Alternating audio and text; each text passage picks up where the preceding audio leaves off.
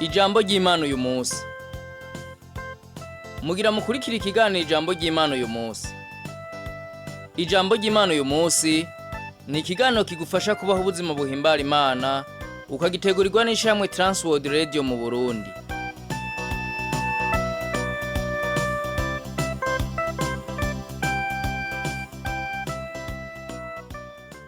Ndakuramukije inshuti mugenzi mu kuzana kino kiganiro ijambo ry'Imana uyu munsi.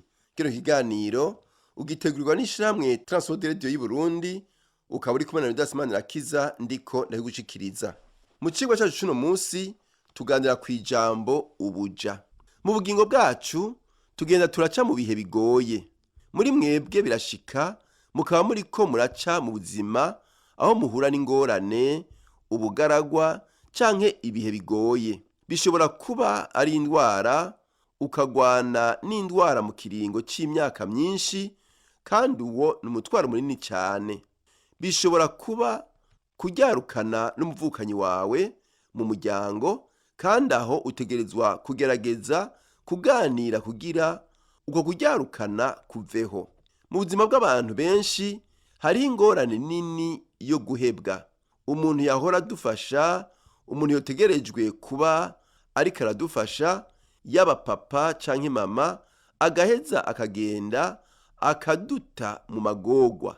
N'ibintu bibabaje cyane kandi bigoye abantu benshi babamwo, kandi ibyo byose bitegwa n'icyaha kidutuma gukora ibibi n'ibyaha.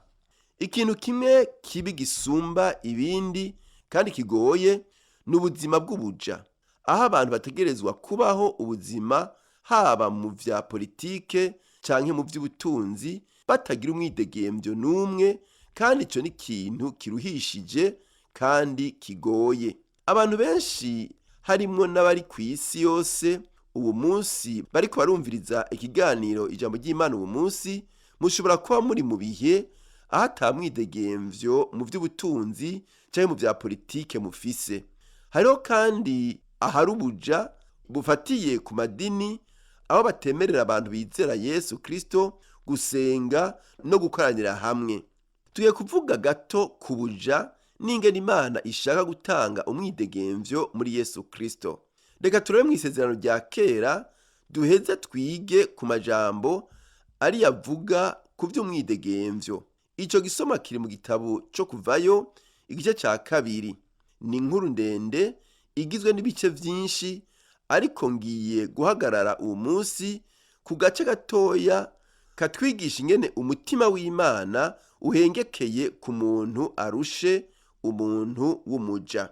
Mu gice ca 2 cyo mu gitabo cyo Kuvayo kuva ku murongo wa 23 havuga ngo: haheze igihe kirekire umwami wa Egiputa arapfa, Abisirayeli banihishwa no kuba mu buja, baraboroga, ugutaka kwabo batakishwa n'ubwo buja kuraduga gushika ku Mana.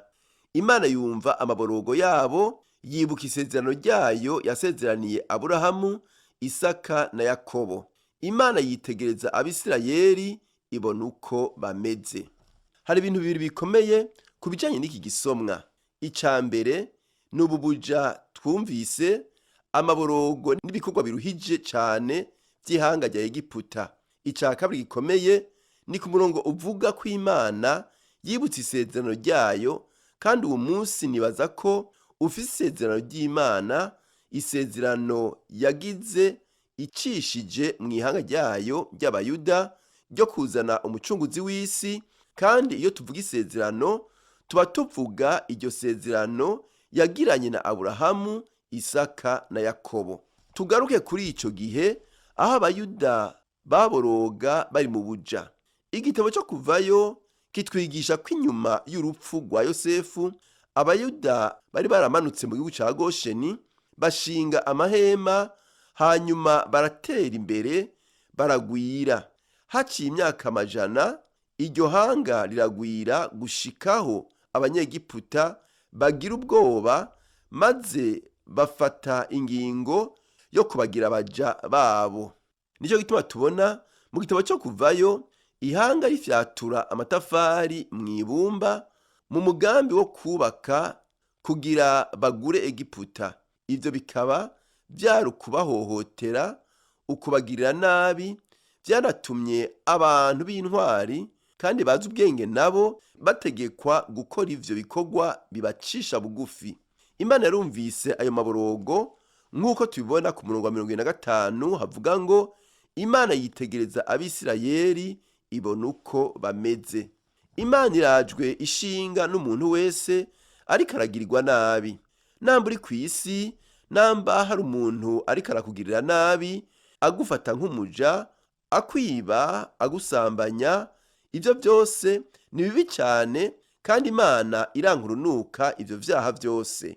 Namba wita mu caha iki canke kiriya, ndakwinginga mu izina rya Yesu Kristo ngo hagarike kugira abandi abaja. Si vyiza kandi uzocirirwa urubanza. Niyo utihana ngo uhinduke, uzoseruka imbere y'umucamanza w'isi kandi uzocirirwako iteka. Utezwa kumenya akazoza kawe akariko. Namba wibaza ko uzobandanya wonona abandi mu kubagira abaja, uzovumwa. Iki ni gihe ku muntu wese agira abandi abaja, akabakoresha ivy'ubuja, akabasambanya canke akabica. Ivyo vyaha byose Uhoraho azobicira kwiteka. Iki rero ni igihe cawe cyo kwihana. Hagarika ivyo urimwo uheze wihane uhinduke. Uwo munsi hari abantu bafashwe nabi, abaja bishwe n'ubuja. Menya ko Imana ibarabana akagongwe n'imbabazi. Birashika ukaba utaronka umwidegemvyo cyangwa udafashwe neza muri buno bugingo. Ngira ngo ubwize ukuri, abantu barashobora kwirengagiza ivyawe bakabandanya barenga ubugombe bw'Imana, bakagukura mu vyo ufitiye uburenganzira, bakakugira umuja, kandi birashika ko utegerezwa guca muri ubwo buzima. Abakristo ba mbere bagize amarushwa menshi, uguhamwa, gupfungwa ndetse no kuba incungu. Si kubera wemera Yesu Kristo ko ubuzima buzoca bworoha canke bukaba bwiza.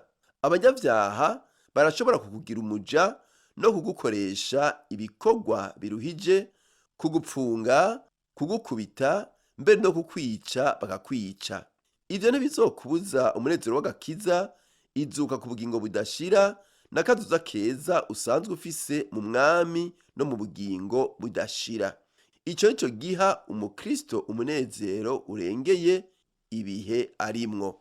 Abo bantu bo muri Egiputa, abayahudi ba kera, ni kubera iki Imana yabaravye ikabona ivyo barimwo maze ntirabe abandi bishwe n'imico yindi.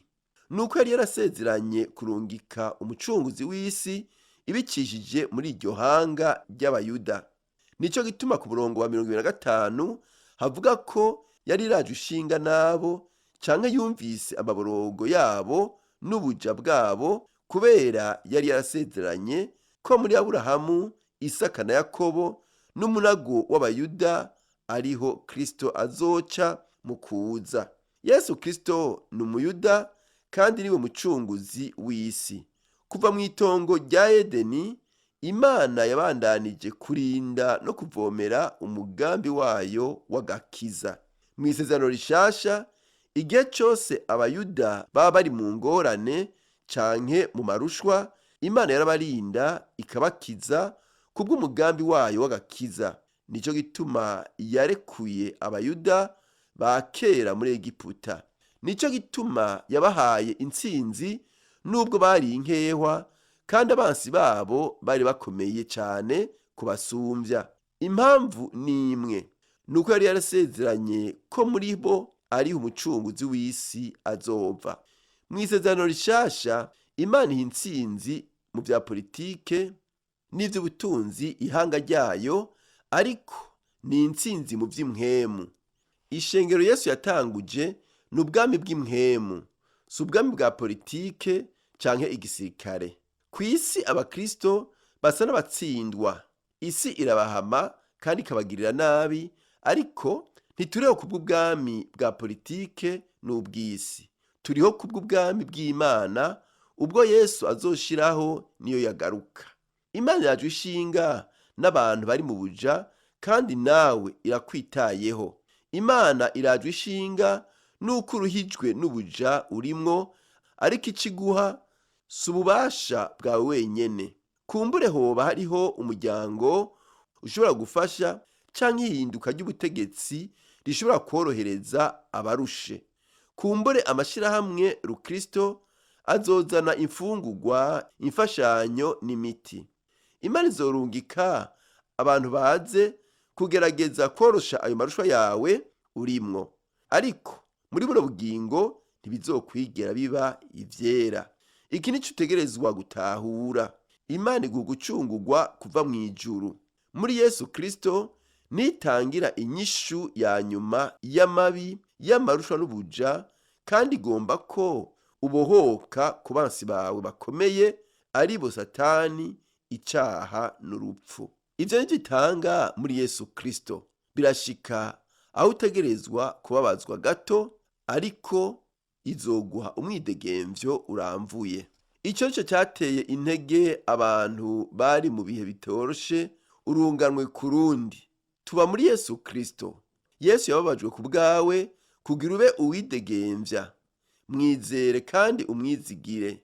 Muri buno bugingo amarushwa ntabura, ariko muri Yesu Kristo no mu izina ryiwe niho Imana iguhera ugucungurwa, umwidegemvyo, ukuva mu buja n'ubugingo budashira.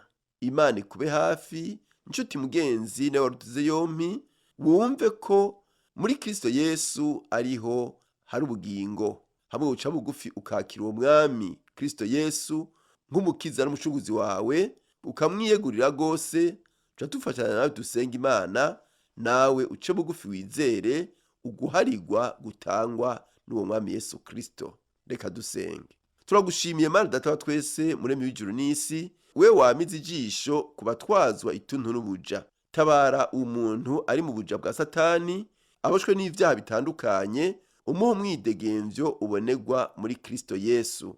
Akaba avyemeye kandi avyakiriye, mufute mu gitabo c'urubanza, umwandike mu gitabo c'ubugingo, maze umuhe ukwidegemvya gutangwa nawe. Tubisavye mu izina rya Yesu Kristo, umwami n'umukiza wacu. Amen. Ikiganiro cyacu cy'uno munsi kigarukiye ngaha.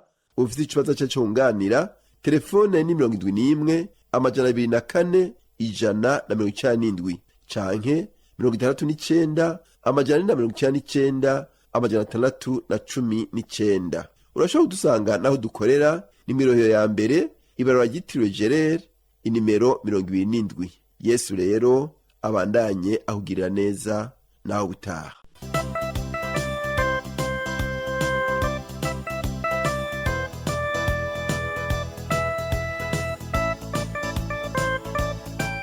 Uhejeje gukurikira ikiganiro ijambo ry'Imana uyu munsi.